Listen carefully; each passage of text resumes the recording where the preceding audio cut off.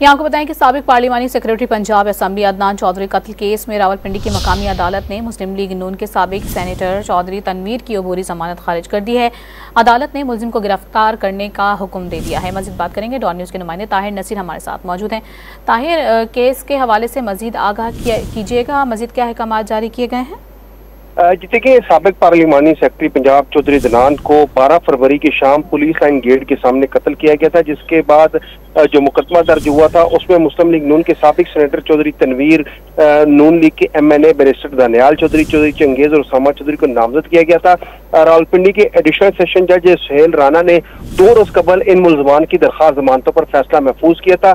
आज सब सवेरे तमाम मुलजमान अदालत हाजिर हुए और उनको हाजिरी लगाकर जाने की इजाजत दी गई। ताहम अदालत ने नून MNA बैरिस्टर दानियाल चौधरी, चौधरी चंगेज और उसामा चौधरी की अपूरी जमानतें कंफर्म कर दी और तीनों मुलजमान को 2-2 लाख रुपए के मुचलके जमा करवाने का हुक्म दिया, जबकि साबिक सेनेटर नून लीग के चौधरी तनवीर की दरखास्त जमानत खारिज कर दी है। अदालत ने चौधरी तनवीर को गिरफ्तार करने का हुक्म दे दिया। ताहम मुलजमान जब फैसला सुनाया गया अदालत में मौजूद नहीं।